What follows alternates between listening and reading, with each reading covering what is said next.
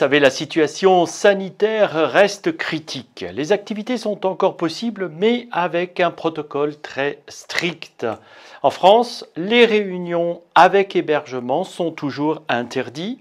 Seules les activités à minima sont autorisées et les activités à l'extérieur sont encouragées. Nous vous invitons à voir avec votre fédération pour avoir les pleines informations.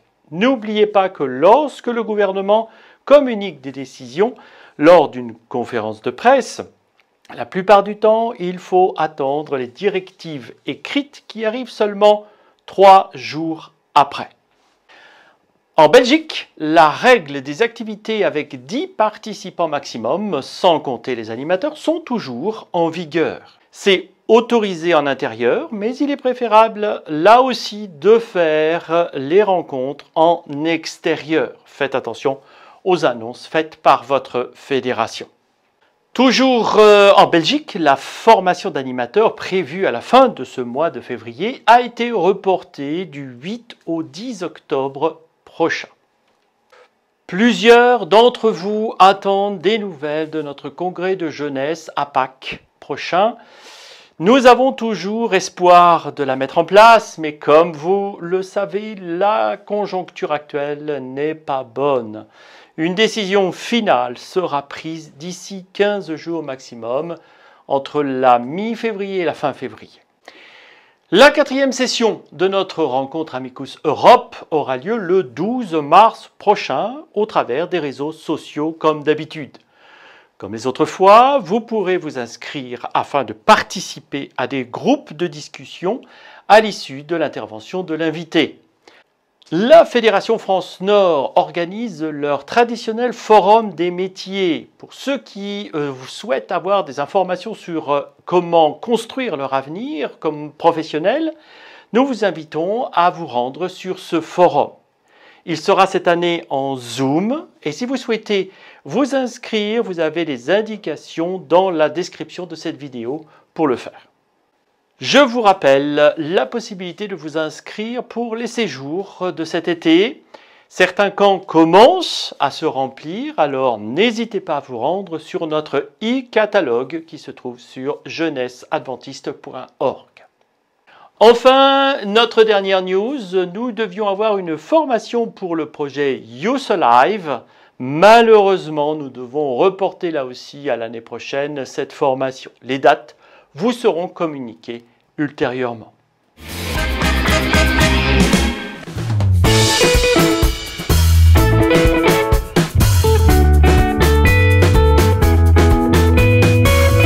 Bienvenue pour notre WhatsApp. 2 sujets aujourd'hui à l'ordre du jour concernent le Web AMEB qui a eu lieu le 30 janvier dernier.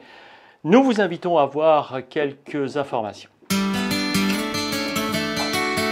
À peu près 80 antennes locales de Belgique, Suisse romande et France ont participé à cette AMEB un peu particulière. Tout d'abord, merci à l'équipe qui a organisé ce jeu en ligne et qui a permis que les uns et les autres puissent se retrouver autour de la Bible.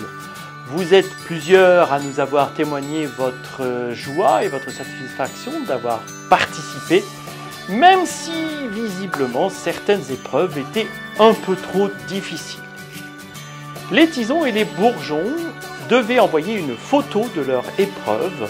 Je vous propose de voir les talents cachés de cette tranche d'âge.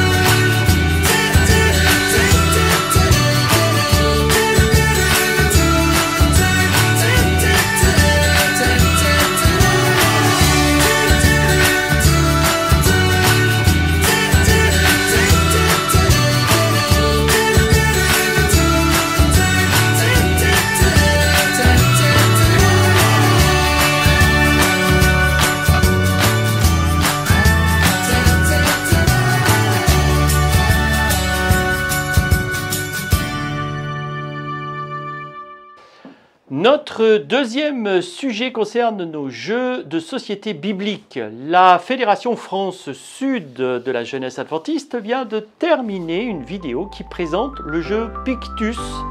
Nous vous proposons de voir un extrait.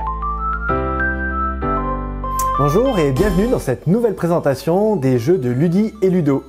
Je vous présente aujourd'hui le jeu Pictus. Alors c'est un jeu très simple basé sur la reconnaissance visuelle et la rapidité. C'est un classique des jeux de cartes, mais ici on y trouve l'adaptation biblique. Grâce à ce jeu, on peut se familiariser avec les histoires bibliques sans avoir une connaissance approfondie. Ce jeu est facile d'accès car on peut y jouer dès l'âge de 5 ans, voire même un petit peu moins si les enfants sont assez dégourdis. Vous pouvez jouer avec des amis non chrétiens car il n'est absolument pas nécessaire d'avoir des connaissances particulières sur la Bible ou la religion d'une manière générale. Ce jeu est composé de 57 cartes de jeu et de 3 cartes avec les règles du jeu, recto verso.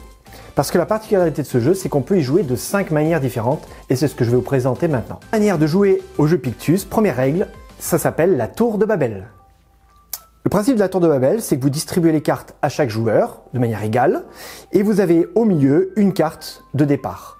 Et le but du jeu, ça va être de se défausser, c'est-à-dire de jeter les cartes de son tas au milieu en reconnaissant à chaque fois le symbole commun. Donc si je regarde par exemple entre ma carte et celle-ci, je cherche le symbole commun, ici ce sont les nuages.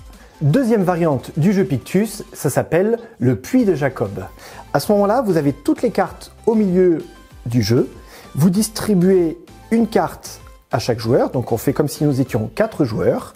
Et le but du jeu, c'est de venir prendre les cartes ici pour vider le puits de Jacob. A très bientôt dans une nouvelle présentation des jeux de Ludi et Ludo. À bientôt. Vous pouvez retrouver l'ensemble de la vidéo en vous rendant sur la chaîne YouTube de la FFGA Est qui est en lien ici et dans les descriptifs. Ainsi s'achève notre 7 Minutes News. N'oubliez pas de vous inscrire à notre chaîne et à nos réseaux sociaux pour continuer à nous suivre. Prochain 7 Minutes News, le jeudi 4 mars prochain. À bientôt et prenez soin de vous.